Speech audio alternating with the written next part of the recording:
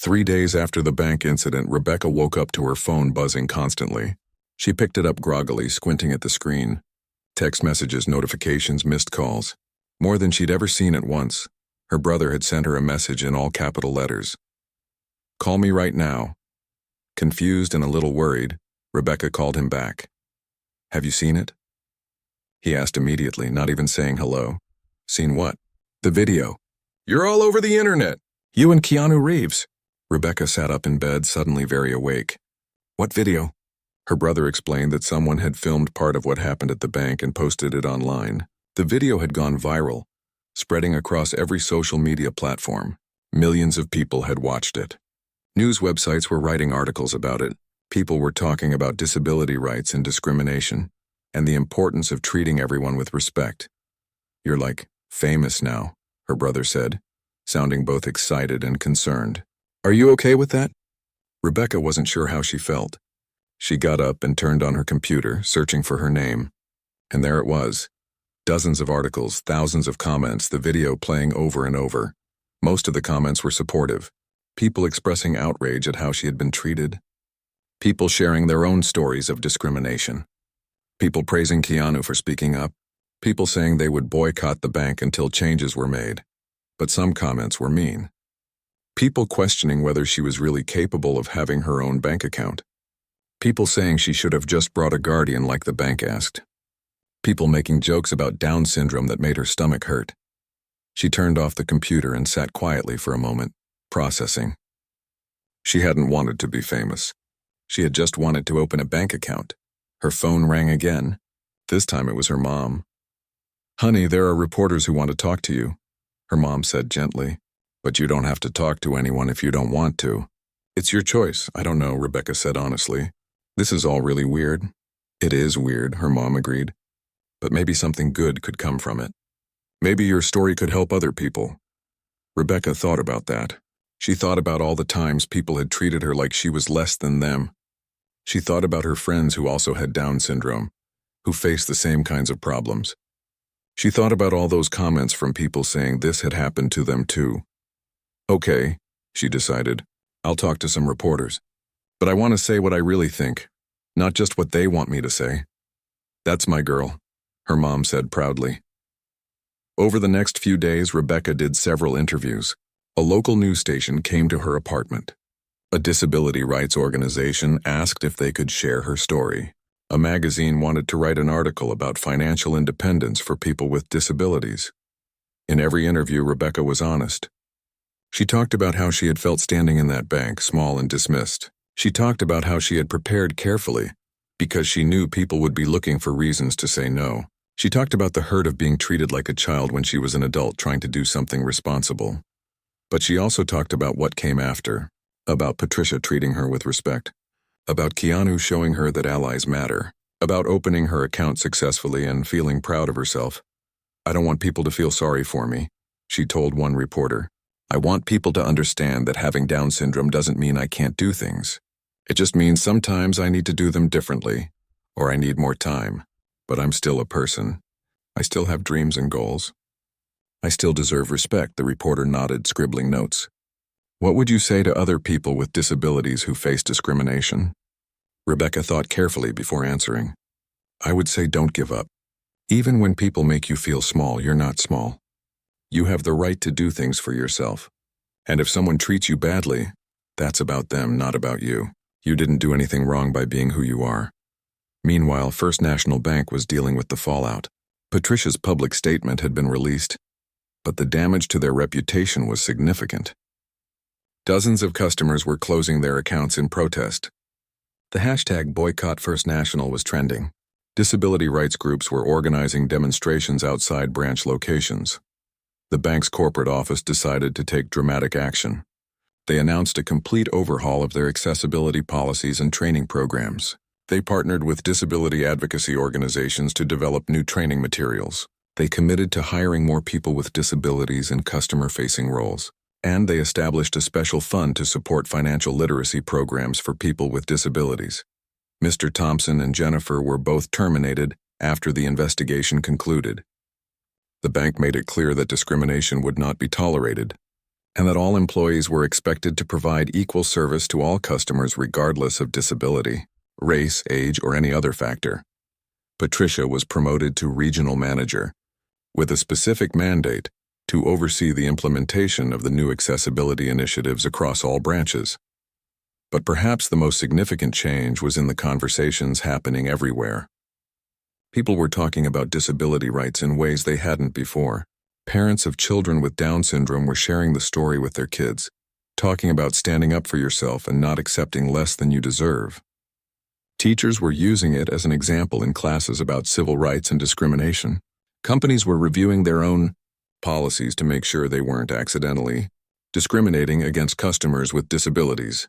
Rebecca received a letter one day from a support group for people with Down syndrome in another state. They told her that after seeing her story, 5 of their members had successfully opened their own bank accounts. They had gone in prepared, confident, and when anyone questioned them, they stood firm. They had been inspired by her courage. She also heard from Keanu. He sent her a private message through social media, checking to make sure she was doing okay with all the attention. They exchanged a few messages, and he told her he had been moved by the interviews she had done. "You're using this platform to educate people and advocate for change," he wrote. "That's really powerful. I'm proud of you." Rebecca kept saving for her Disneyland trip. Her new bank account made it easier. She could see her balance online anytime. She could transfer money from her checking to her savings with just a few clicks. She set up automatic transfers so that every time she got paid, a portion went straight to savings before she could spend it. Her coworkers at Valley Foods had seen the video too. Some of them asked her about it, and she told them what had happened. Her supervisor, Mrs. Chen, gave her a hug and told her she was brave. "I've worked with you for 2 years," Mrs. Chen said, "and I've always known you're capable of so much more than some people give you credit for. I'm glad the whole world got to see what I already knew." 6 months after the bank incident, Rebecca had saved enough for her Disneyland trip. She booked it herself, using the debit card from her bank account. She reserved a hotel room, bought park tickets, and even looked up which restaurants had the best food.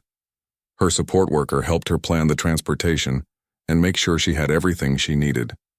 But Rebecca made all the decisions herself. What dates to go, which parks to visit, how many days to stay. It was her trip, planned with her money on her terms. Before she left, a local disability rights organization asked if they could do a short video about her journey. From being denied service at the bank to taking her dream vacation, funded entirely by her own careful saving and financial management. Rebecca agreed, and the video they produced was simple but powerful. It showed her at work earning her paycheck.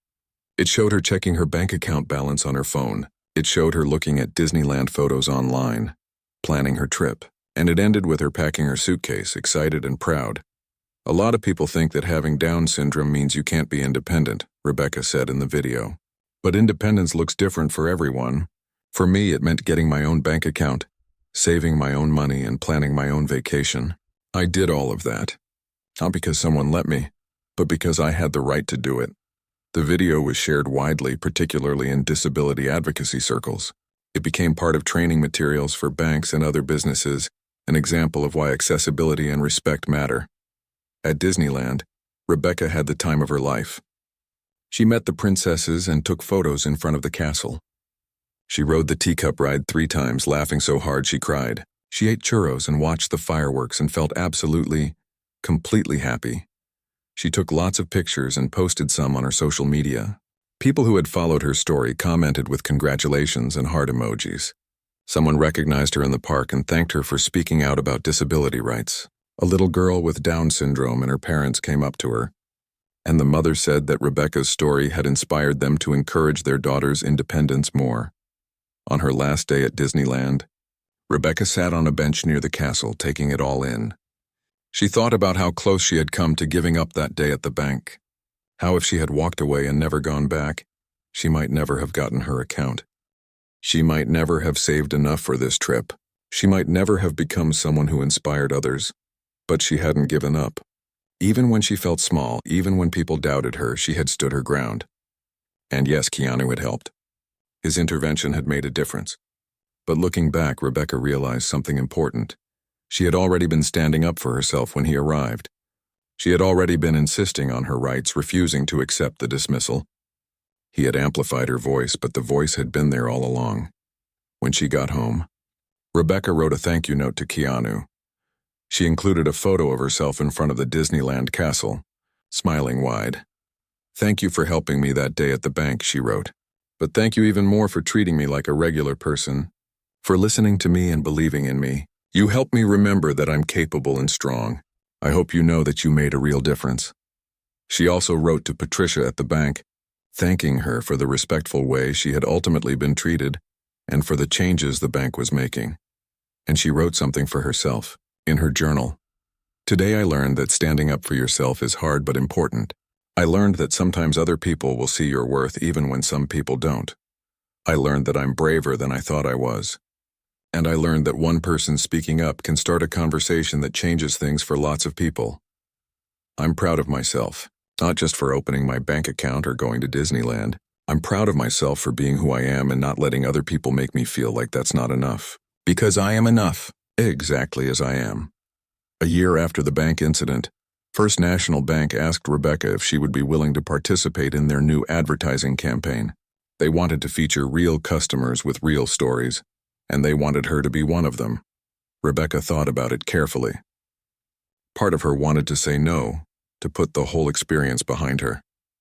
But another part of her remembered all those people who had reached out to say her story helped them. She said yes, but with conditions. She wanted the commercial to show her doing normal things, working, shopping, using her bank account. She didn't want to be portrayed as inspirational just for existing. She wanted to be shown as a regular customer who deserved good service. The bank agreed to all her conditions. The commercial that eventually aired showed Rebecca at work, getting her paycheck. It showed her at an ATM checking her balance. It showed her shopping for groceries using her debit card. The message was simple: banking for everyone, because everyone deserves respect. Rebecca appeared at the end looking directly at the camera. "I'm Rebecca. I have Down syndrome. I also have a job, an apartment, and a bank account, just like lots of other adults. Because that's what I am, an adult who deserves to be treated like one." The campaign was successful, not just in improving the bank's image, but in starting conversations about accessibility and inclusion across the banking industry. Other banks took notice and began reviewing their own practices. But for Rebecca, the real success wasn't in the commercial or the attention or the changes at corporate banks. The real success was in the smaller everyday victories that came after. It was in the confidence she felt walking into any business now, knowing her rights and ready to advocate for herself if needed. It was in the messages she received from other people with Down syndrome, telling her she inspired them to take steps toward their own independence. It was in the way her coworkers at Valley Foods saw her not as someone to be protected or pitied, but as someone to be respected and admired.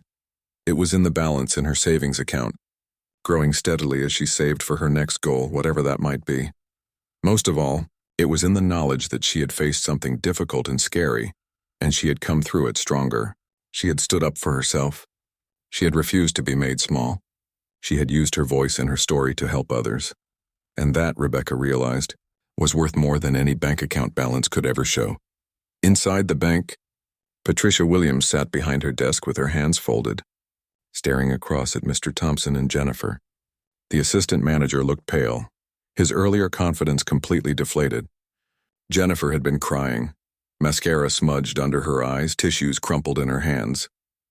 The branch manager's office was silent except for the quiet hum of the air conditioning. Patricia had asked them to sit while she reviewed the security footage and the transaction logs from Rebecca's attempted account opening. What she had seen confirmed everything she had witnessed from her office doorway. "Do either of you want to explain to me what I just watched?" Patricia asked, her voice calm but cold. Mr. Thompson shifted in his chair. "We were following protocol. When we have customers who may need additional support—" "Stop," Patricia interrupted. "Just stop." That woman walked in with every document required to open a standard savings account. She was clear about what she wanted. She was polite and prepared. "Where exactly in our protocol does it say to refuse service based on how someone looks?" "She has Down syndrome," Jennifer said quietly, as if that explained everything. "And?" Patricia's eyebrow rose. When did having Down syndrome disqualify someone from banking services? She's an adult. She's employed. She has proper identification. I've seen customers with far less documentation get accounts opened without question. The silence stretched out. Neither employee seemed to have an answer. Patricia leaned back in her chair, studying them both. She had been a branch manager for 15 years, working her way up from a teller position herself. She had seen a lot in that time, good and bad. But this situation particularly bothered her, not just because of the blatant discrimination, but because of the arrogance with which it had been delivered. "Let me ask you something," she said. "If that same woman had walked in without Down syndrome, with the exact same documents and the exact same request, would you have sent her away?" Neither of them answered, but the answer was obvious in their faces. "That's what I thought," Patricia said. "And do you know what that is? That's discrimination. That's illegal, and it's exactly the kind of thing that gets banks sued and employees terminated." "We were trying to protect her," Mr. Thompson started. "Protect her from what?" Patricia's voice sharpened. "From having a bank account? From financial independence? You weren't protecting her. You were making assumptions about her capabilities based entirely on her disability. That's the definition of discrimination." Jennifer wiped at her eyes again. "I didn't mean to discriminate. I just thought—" "That's the problem," Patricia said. "You thought you knew better than she did what she could handle. You thought you had the right to decide whether she was capable of managing her own money. You didn't treat her like a customer. You treated her like a problem to be solved or avoided." The branch manager pulled up something on her computer screen, turning the monitor so they could see it. "This is our diversity and inclusion training module. Every employee is required to complete it annually. According to my records, you both completed it just 3 months ago. Do you remember what it said about disability discrimination?" Neither of them responded. "It says," Patricia continued reading from the screen, "that we are required by law to provide equal access to our services for all customers, regardless of disability. It says that we should never make assumptions about someone's capabilities based on their disability. It says that if someone has the legal capacity to enter into a contract, which any adult does unless specifically ruled otherwise by a court, we must treat them the same as any other customer." She closed the screen and looked at them both directly. "You violated those policies today. You discriminated against a customer. And you did it so publicly that we had a famous actor intervene and dozens of people watching. Do you understand how serious this is?" Mr. Thompson's face was red now. "I understand this looks bad, but our intentions were good. We were concerned about potential fraud or exploitation. Based on what evidence?" Patricia demanded. "Did she seem confused? Did she appear to be under duress? Did anything about her presentation suggest she wasn't capable of making her own financial decisions?" "No buts," Patricia said firmly. "You made a judgment based on appearance and nothing else. That's prejudice, plain and simple." She stood up and walked to the window, looking out at the parking lot where Rebecca and Keanu had been standing earlier. That woman was humiliated today. She came in prepared and excited to take an important step in her independence, and you made her feel small and incapable. Do you understand the harm that causes? Jennifer spoke up, her voice shaky. I'm sorry. I really am. I didn't think about it like that. I've never really interacted with anyone with Down syndrome before, and I didn't know what to do. So you decided to not serve her? Patricia turned back to face them. Let me be clear about something. If you don't know how to interact with someone from a different background or with a different ability level, the answer is simple. Treat them the exact same way you'd treat anyone else. With respect. With professionalism. With the same service standards we apply to every customer. She sat back down, her expression stern. Here's what's going to happen. First, you're both going to write formal letters of apology to that customer. Real apologies taking responsibility for your actions and explaining what you learned from this situation. Second, you're both going to retake the diversity and inclusion training, and this time you're going to actually pay attention. Third, I'm documenting this incident in both of your employee files. Am I being fired? Jennifer asked, fresh tears spilling over. Patricia considered the question carefully. I don't know yet. That's going to depend on corporate and legal. What I can tell you is that if this video makes it online, and someone identifies our bank, the consequences could be severe. Not just for you two, but for this entire branch. Mr. Thompson looked sick. Do you think it will? I saw at least 4 phones out recording, Patricia said. And Keanu Reeves was involved. What do you think? The reality of the situation seemed to be sinking in for both of them. In today's world with social media and viral videos, a moment of poor judgment could become a national news story within hours. I want you both to go home for the rest of the day, Patricia said. Think about what happened. Think about why it was wrong. And think about whether you can genuinely commit to treating all customers with equal respect, regardless of their background or abilities. If you can't, then perhaps banking isn't the right career for you. They stood to leave, both looking shaken. Jennifer paused at the door. For what it's worth, she said quietly, I really am sorry. I thought I was being helpful, but I see now that I was just being prejudiced. I'll do better, Patricia nodded. See that you do. After they left, she sat alone in her office for a long moment, processing everything. She pulled up the bank's social media accounts on her computer, checking to see if anything had been posted yet. Nothing so far, but she knew it was probably just a matter of time. She drafted an email to regional management, explaining the situation and getting ahead of any potential fallout. She was honest about what had occurred, about the discrimination, about the intervention. Better they heard it from her first. Then she did something she rarely did. She called the bank's legal department. Hi, this is Patricia Williams at the downtown branch. I need to report a potential discrimination incident. She spent the next 20 minutes explaining everything in detail. The legal representative listened carefully, asking clarifying questions, taking notes. When Patricia finished, there was a long pause. Okay, the legal rep finally said. Here's what we're going to do. First, I need you to preserve all security footage from today. Don't let anyone delete or alter it. Second, prepare a detailed incident report with timeline, witnesses, everything. Third, we're going to need those employees' personnel files. And fourth, draft a public statement in case this goes viral. Focus on apologizing for the incident, affirming our commitment to equal service, and outlining the corrective actions we're taking. Already working on it, Patricia said. Good. And Patricia, thank you for handling this properly. A lot of managers would have tried to sweep it under the rug or defend their staff regardless. You did the right thing. After hanging up, Patricia pulled up a blank document and started working on the public statement. She chose her words carefully, knowing that in situations like this, every phrase mattered. First National Bank is committed to providing equal access to our services for all customers. We recently became aware of an incident at our downtown branch in which a customer with a disability was not provided with the level of service and respect she deserved. This is unacceptable and does not reflect our values or policies. She continued writing, outlining the immediate actions being taken. Mandatory retraining for all staff, review of policies and procedures, and a commitment to doing better.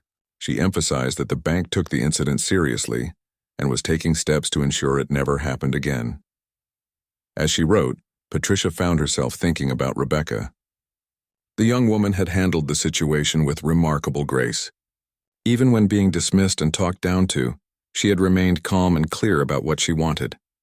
She had stood up for herself even when it was difficult. That took real courage. Patricia made a mental note to include a personal letter with the institutional apology, expressing her own regrets about what had happened and commending Rebecca for her composure and determination. Her phone buzzed. It was a text from one of the tellers who had been working during the incident. Just FYI, someone posted a video on Twitter. It's starting to spread. Patricia's stomach sank. She opened Twitter and searched for the bank's name. Sure enough, there it was. A shaky video filmed from someone's phone, showing the tail end of the interaction. You could see Rebecca standing at the counter, clearly upset. You could see Mr. Thompson's dismissive body language. And you could hear Keanu's calm but firm voice asking why Rebecca wasn't being served. The video had been posted 20 minutes ago and already had thousands of views and hundreds of shares. The comments section was filling up fast, most of them expressing outrage at how Rebecca had been treated. This is disgusting. That poor woman. Good for Keanu Reeves for speaking up. I'm closing my account with First National after seeing this. People with disabilities deserve better than this. Patricia watched as the numbers ticked up. Views, shares, comments. The story was spreading just as she had feared it would. Her phone rang. It was regional management. I saw the video, her boss said without preamble. Tell me we're ahead of this. We are, Patricia assured him. I've already contacted legal, documented everything, and started drafting a response. The employees involved have been sent home pending investigation. Good. We need damage control and we need it fast. Corporate is going to want a full report by end of business today. You'll have it, Patricia promised. The rest of the afternoon was a blur of phone calls, emails, and documentation. Patricia worked steadily, building a comprehensive record of what had happened and what was being done about it. She reviewed policies, looking for gaps that might have allowed this situation to occur. She scheduled mandatory training sessions for all staff, not just the ones involved in the incident. As Rebecca walked away from Patricia's desk, clutching her new bank folder like a trophy, she noticed Keanu still sitting in the waiting area. He looked up from his phone and smiled when he saw her. "How'd it go?" he asked, standing up as she approached. "Good," Rebecca said, and despite everything that had happened, she found herself smiling back. "I got my account, and a debit card is coming in the mail." "That's great," he said, and the warmth in his voice was genuine. "Congratulations. That's a big step." They walked toward the exit together, leaving behind the lobby where several customers were still watching them with open curiosity. Rebecca could feel their stares, hear the resumed whispers, but somehow it bothered her less now.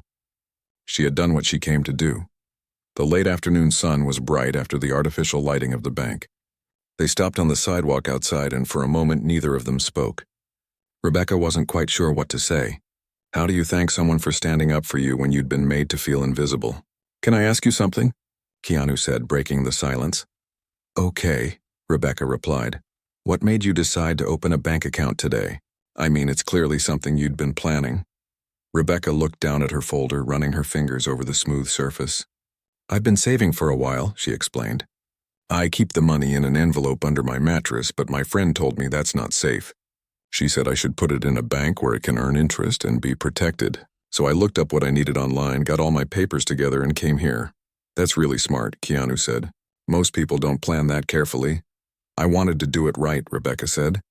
"I didn't want them to have a reason to say no." The words hung between them, and Rebecca saw something shift in Keanu's expression. Understanding maybe, or sadness, he got it. He understood that she'd prepared so thoroughly, precisely because she knew people would be looking for reasons to dismiss her. "You did everything right," he said firmly. "What happened in there wasn't about you not being prepared. It was about them making assumptions they had no right to make." Rebecca nodded slowly. She'd known that on some level, but hearing someone else say it out loud made it more real. "Does that happen to you a lot?" Keanu asked gently. "People treating you like you can't do things?" "Sometimes," Rebecca admitted. "Most people are nice. My boss at work is really good. She treats me the same as everyone else. But sometimes people talk to me like I'm a little kid. Or they ignore me and talk to whoever I'm with instead, like I'm not there."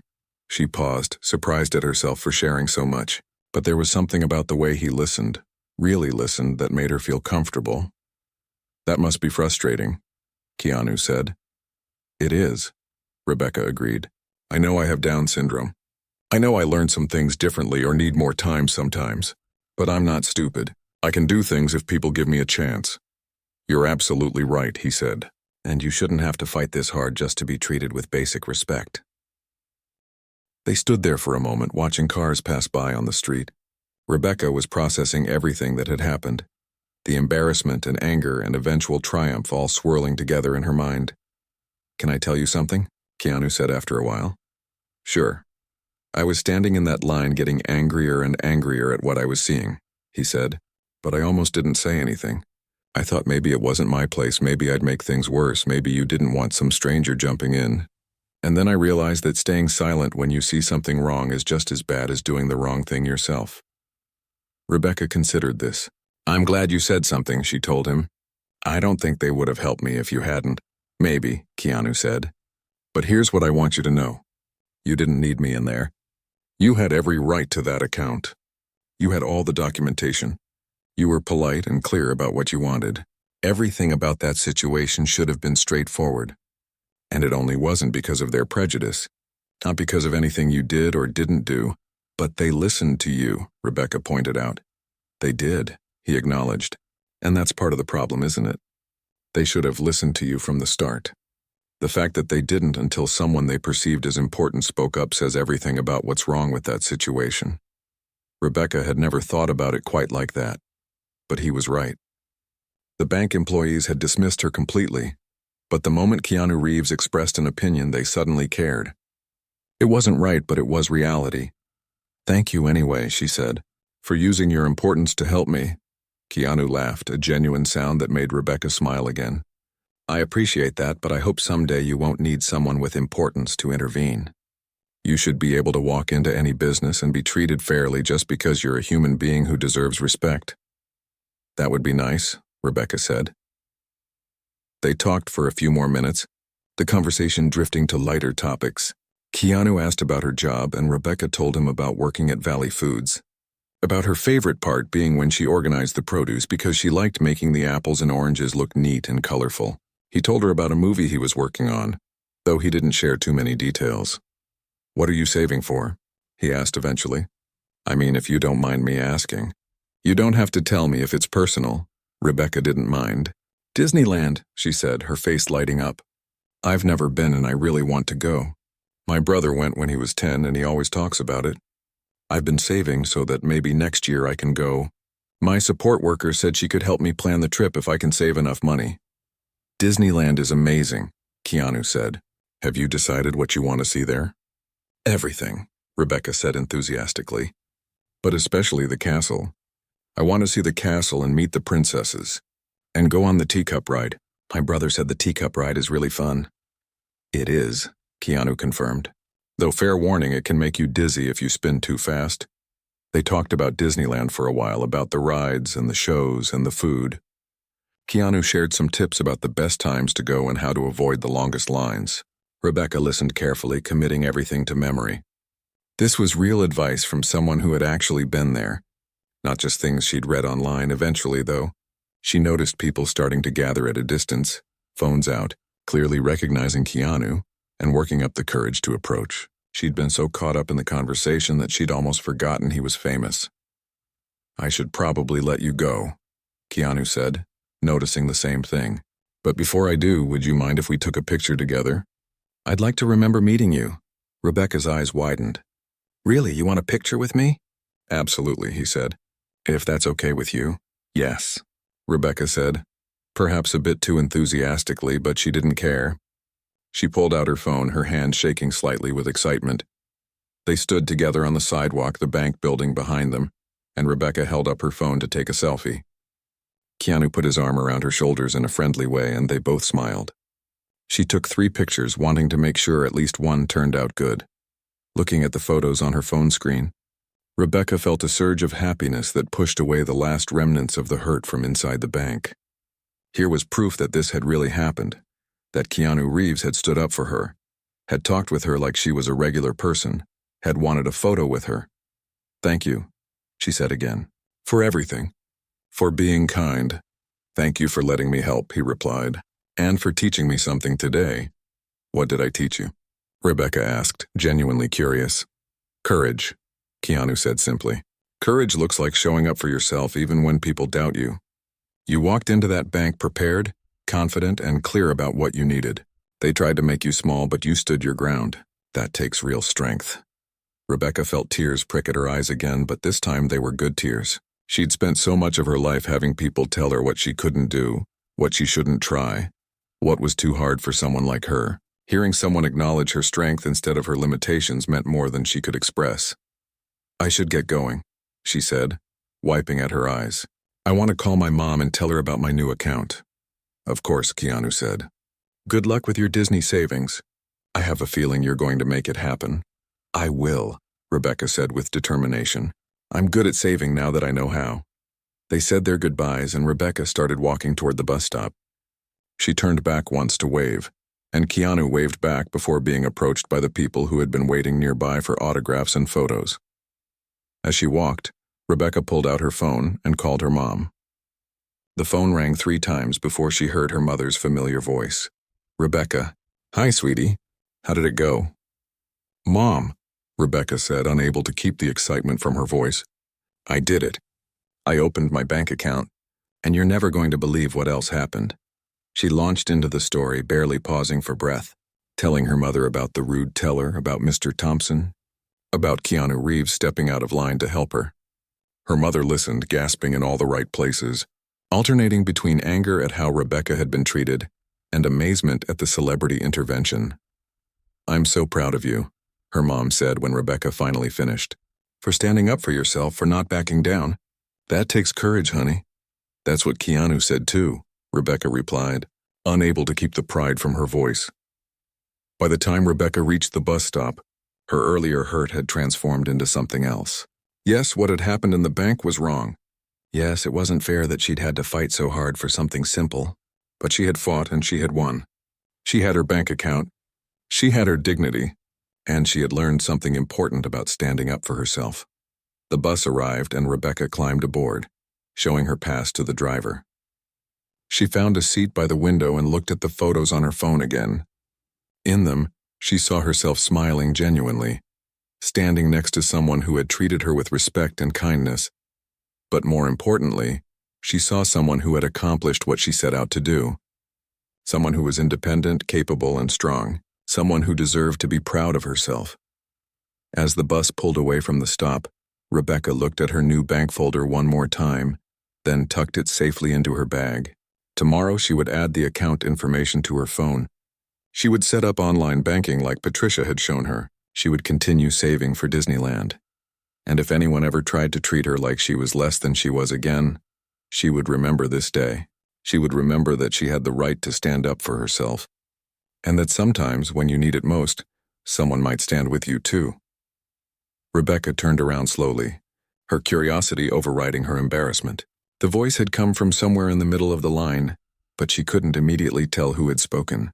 Everyone in the lobby seemed frozen, their attention fixed on something or someone behind her. Then she saw him. A man stepped out of line, removing his sunglasses and baseball cap as he walked toward the counter. He was dressed simply in jeans and a dark jacket.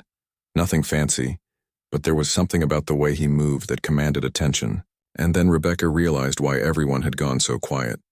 It was Keanu Reeves. Rebecca had seen his movies before. Her brother loved action films and had made her watch the John Wick series with him last year. But seeing him in person, in this random bank on a Tuesday afternoon, was so unexpected that for a moment she forgot about her own situation entirely.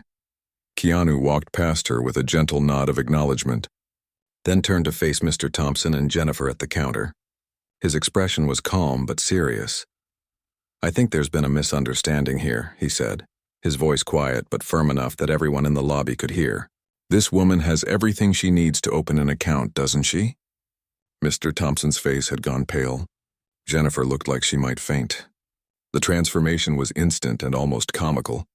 The same people who had been dismissing Rebecca moments ago were now standing straighter, suddenly very concerned about doing their jobs properly.